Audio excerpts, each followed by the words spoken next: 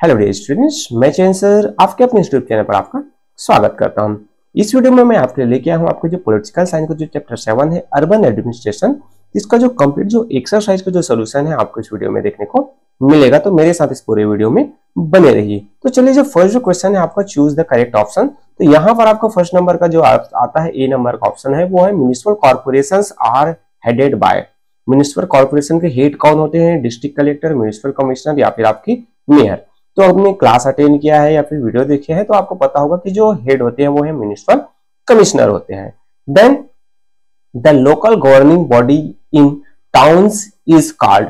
जो लोकल जो governing bodies होते हैं जो टाउन्स में होते हैं तो उसे हम जो है जिला परिषद या फिर म्युनिसिपल काउंसिल या फिर वार्ड्स के रूप में जानते हैं। तो यहाँ पर होता है आपका म्युनिसिपल काउंसिल होता है। देन नेक्स्ट आपका सी नंबर आता है the oldest municipal corporation is in. Oldest जो म्युनिसिपल कॉर्पोरेशन कौन सा है? कोलकाता है, मुंबई है कि आपका चेन्नई है? तो चेन्नई को पहले मद्रास के नाम से जाना जाता है, तो हमारा आंसर क्या हो जाएगा? चेन्नई हो जाएगा, जो ओल्डेस्ट जो म्युनिसिपल कॉर्पोरेशन है। देन आपका नेक्स्ट आता है the municipal corporation comes under the. Municipal corporation किसके अंडर में आता है? सेंट्रल गवर्नमेंट के, फिर वार्ड काउंसिलर के, कि आपके जो पंचायती राज सिस्टम के। तो आंसर आपका क्या हो जाएगा? पंचायती राज सिस्टम के अंडर में ही ये जो आपका जो एक जो अलग से जो म्युनिसिपल कॉर्पोरेशन जो सिटीज के लिए क्लियर किया गया था, तो ये आपके जो पंचायती राज सिस्टम में ही आता है। देन नेक्स्ट आता है आपका ये number ward committee is headed by the. Ward committee के जो हेड कौन होते हैं? तो वो वार्ड काउंसिलर होते हैं, मेयर होते हैं या फिर डिस्ट्रिक्ट कलेक्टर होते हैं। तो राइट ऑप्शन आपका क्या हो जाएगा? ए हो जाएगा। वार्ड जो काउंसिलर है वो हेडेड होते हैं वार्ड कमेटी के। देन नेक्स्ट आता है आपका मैच द कॉलम वाले क्वेश्चन। कॉलम ए से आपको कॉलम बी मैच करने हैं। तो चलिए हम जो देखिए म्युनिसिपल कॉर्पोरेशन, तो यहाँ पर जो मैच किया गया है म्युनिसिपल कॉर्पोरेशन है आपका, ये जो है लोकल गवर्निंग बॉडीज होते हैं अर्बन एरियाज में। फिर वार्ड जो कमेटी है तो वो जो रिस्पॉन्सिबल होते हैं किसके लिए? फॉर वार्ड्स के लिए। म्युनिसिपल कॉर्पोरेशन कम अंडर, तो ये जो है कॉर्पोरेशन एक जो 1835 ऑफ द पंचायती राज जो सिस्टम है इसके अंडर में आता है। Then mayor is head without executive power. Mayor जो है हेड होता है तो उसके पास कोई एग्जीक्यूटिव पावर नहीं होता है।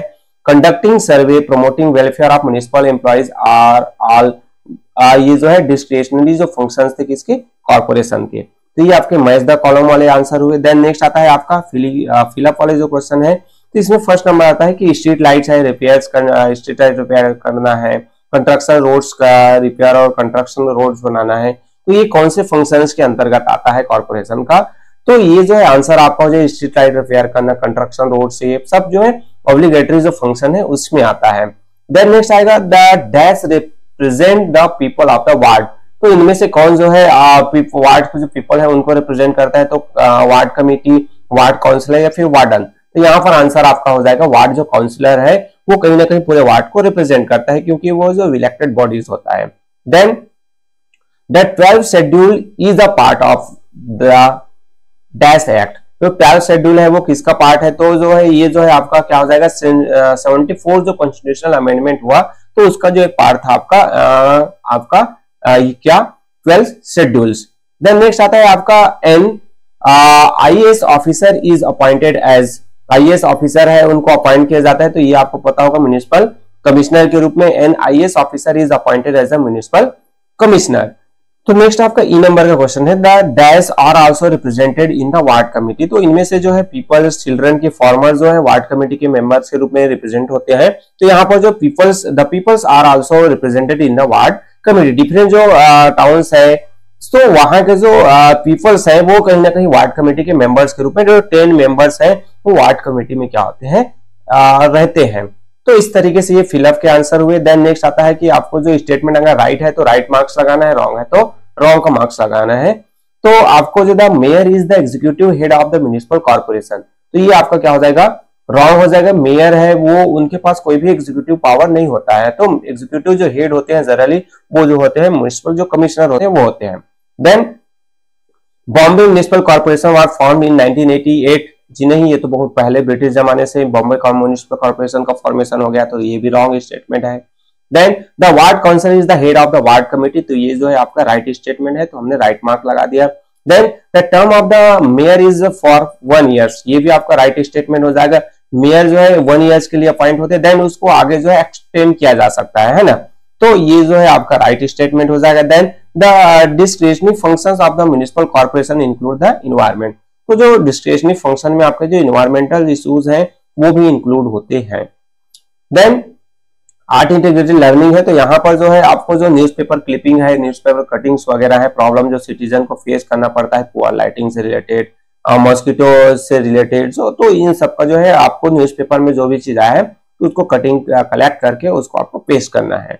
देन नेक्स्ट आता है ग्रुप डिस्कशन। ग्रुप डिस्कशन में भी जनरली ये डिस्कशन वाला क्वेश्चन है, फिर भी मैं आपके लिए कुछ आंसर लेके आया यहाँ पर जो उससे रिलेटेड आप डिस्कशन कर सकते हैं। जैसे आंसर में देखेंगे तो जो अगर हम जो है लोकल गवर्निंग बॉडी को ऑटोमिनस बना दिया जाए तो उससे रिलेटेड जो है क्या चीजें पॉइंट्स आप दे सकते हैं। तो autonomy can provide local governing bodies with more flexibility and control over their operation. It is also requires them to more accountable and transparent in their decision making process। मतलब हम जो है उनको स्वायत्ता प्रदान कर देंगे लोकल गवर्निंग बॉडीज को, तो वो ज्यादा बेहतर फ्लेक्सिबिलिटी आएंगी उनमें, और जो उनके जो काम है वो बेहतर तरीके से वो कंट्रोल कर सकते हैं उनको। साथ ही साथ इसके साथ अगर हम उसको ऑटोनॉमी देते हैं तो उनको ज्यादा अकाउंटेबल होना पड़ेगा, ज्यादा जो है ट्रांसपेरेंट होना पड़ेगा जो भी वो डिसीजन ले रहे हैं। तो ये तो उनके जो हम फेवर में बात कर रहे हैं, उनके अगेंस्ट में देखें तो in addition it is important to ensure that the local governing bodies have the necessary resources and expertise to carry out their responsibilities effectively। अगर हमने उसको ऑटोनॉमी दे दिया तो उनके पास जो है जो चीज कर रहे हैं उनके लिए उनके पास नेसेसरी रिसोर्स है अवेलेबल होना चाहिए, उनको एक्सपर्टीज होना चाहिए, एक्सपर्ट होने चाहिए कि जो भी डिसीजन ले रहे हैं, जो भी रिस्पॉन्सिबिलिटी लिए है उनको बेहतर तरीके से कर सके।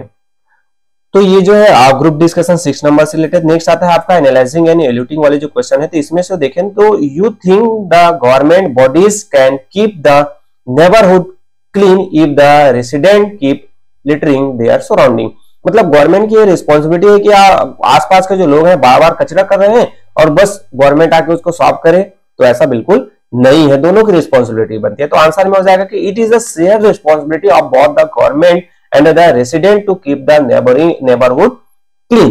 मतलब भाई हम दोनों मिलकर जब गवर्नमेंट के साथ जो लोग हैं वहां पर जो है सब सहयोग करेंगे तभी जो है आसपास जो है साफ सुथरा हो सकता है। while the government bodies are responsible for providing the necessary infrastructures and resources for waste management, means जो गवर्नमेंट है वो जो है वेस्ट मैनेजमेंट के कचरे के लिए इकट्ठा करने के लिए डिफरेंट टाइप के जो इंफ्रास्ट्रक्चर है, गाड़ियां वगैरह प्रोवाइड करेंगे, आसपास जो कूड़ादान वगैरह रखेंगे, but it is the responsibility of the resident to dispose of their wastage properly and not litter their surrounding. मतलब जो प्रॉपर जो जगह है जहां पर कूड़ादान है, जहां पर कचरा इकट्ठा होता है, गाड़ियां हैं, तो उनमें जो है वो डिस्पोज करेंगे कचरे को। अगर आप कहीं भी आसपास फेंक देंगे तो कचरा तो फैलेगा और गवर्नमेंट है उसको हर जगह से उसको कलेक्ट नहीं कर सकता है ना। तो यहाँ पर तो दोनों की रिस्पॉन्सिबिलिटी बनती है, क्योंकि गवर्नमेंट की भी रिस्पॉन्सिबिलिटी है और जो रेसिडेंट जो वहां पर रहते जो लोग हैं उनकी भी रिस्पॉन्सिबिलिटी है।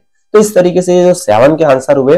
देन नेक्स्ट आता है शॉर्ट आंसर क्वेश्चन। इसमें हम ए नंबर का देखें, define what is the municipal corporation. Municipal corporation क्या होता है, तो आंसर में हो जाएगा the municipal corporation is the local governing bodies responsible for administration of cities and the towns. मतलब म्युनिसिपल कॉर्पोरेशन एक लोकल जो गवर्निंग बॉडीज होते हैं जो कहां पर एडमिनिस्ट्रेशन करते हैं, प्रशासन करते हैं, सिटीज या फिर टाउन में होता है। Then list some of the discretionary functions of the municipal corporation. Municipal corporation का डिस्क्रिशनरी जो फंक्शंस है आपको नोट डाउन करने हैं। तो some discretionary functions include creation and maintenance of public utility service like libraries, museum, park and gardens, ऐसे बहुत सारे हैं। तो इसमें जो कुछ जो फंक्शन डिस्क्रिशनरी फंक्शंस में देखें तो पब्लिक जो सर्विस से रिलेटेड जो लाइब्रेरीज वगैरह, म्यूजियम, पार्क वगैरह, गार्डन वगैरह, ये जो आपको जो है बनाना, उसको स्टैब्लिश करना, उनकी देखभाल करना, ये सभी जो है फंक्शंस है म्युनिसिपल कॉर्पोरेशन के।